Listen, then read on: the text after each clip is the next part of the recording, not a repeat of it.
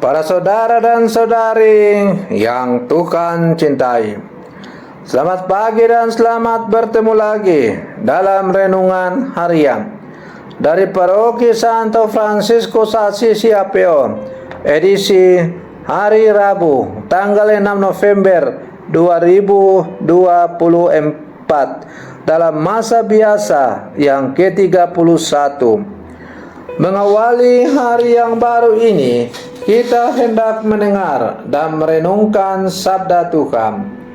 Marilah sebelum kita mendengar dan merenungkan sabda Tuhan, kita berdoa. Dalam nama Bapa dan Putra dan Roh Kudus. Amin. Allah Bapa, sumber kekuatan, karya keselamatanmu Engkau nyatakan kepada semua orang. Kami mohon, kuatkanlah iman kami agar dapat melakukan segala sesuatu tanpa mengeluh. Bersabdalah ya Tuhan, kami siap mendengarkan. Terpujilah Engkau Bapa, Putra dan Roh Kudus, kini dan sepanjang segala masa. Amin.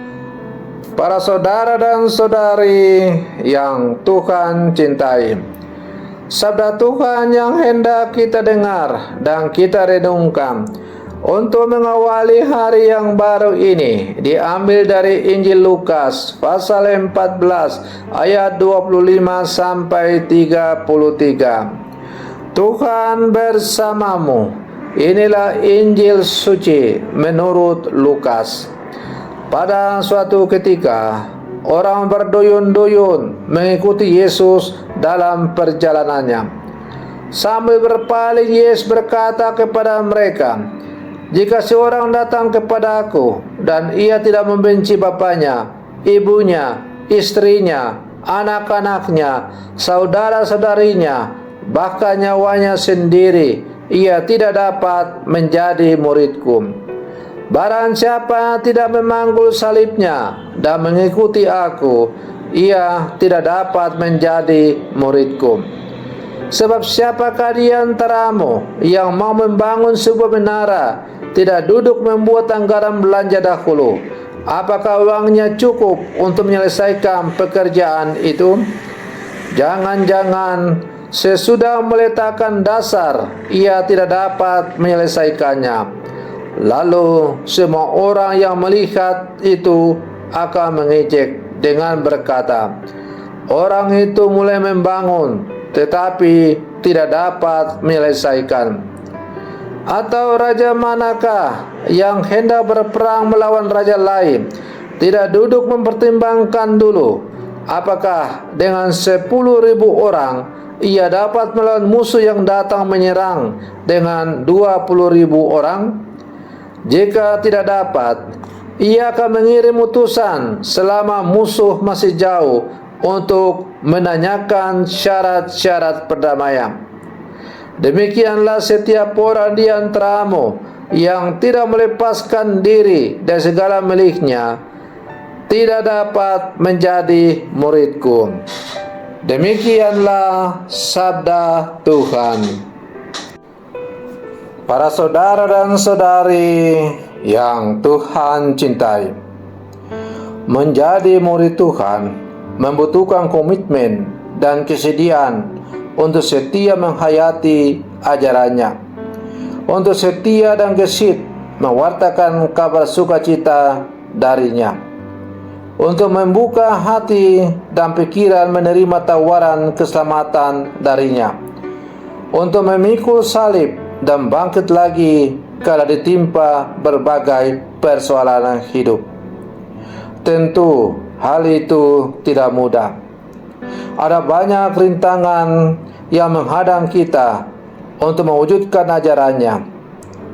Tawaran dunia yang menyilaukan mata hati dan batin kita membuat kita kerap tergoda meninggalkan jalan Tuhan, jalan salib sekaligus jalan kemenangan. Para saudara dan saudari yang Tuhan cintai, maka melalui bacaan Injil yang baru saja kita dengar bersama. Kita mendengar bagaimana penegasan Yesus bahwa menjadi pengikut Dia tidak mungkin setengah-setengah, harus total, radikal, dan menjadikan Dia satu-satunya yang tertinggi yang hendak kita tuju dalam seluruh pesyarahan hidup kita. Hal itu tergambar amat jelas dari kata-katanya. Jika seorang datang kepadaku dan ia tidak membenci ayahnya, ibunya, istrinya, anak-anaknya, saudara-saudaranya, laki-laki atau perempuan, bahkan nyawanya sendiri, ia tidak dapat menjadi muridku. Siapa saja yang tidak memanggul salibnya dan mengikut aku, ia tidak dapat menjadi muridnya.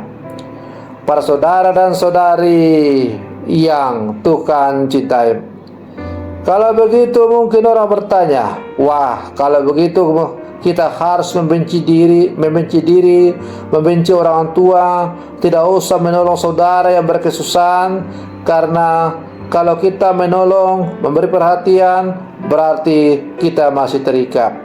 Bukan itu maksudnya.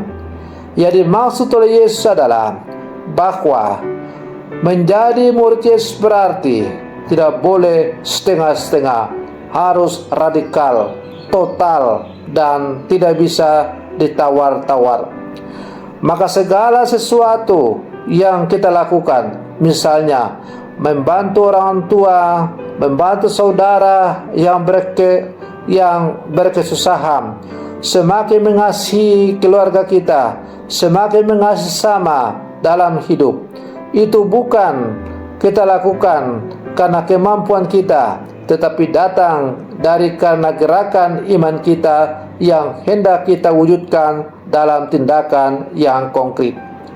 Maka segala perbuatan baik yang kita lakukan kepada sesama, termasuk kepada keluarga kita, adalah segala sesuatu perbuatan baik yang datang dari kedalaman iman kita sebagai orang-orang percaya.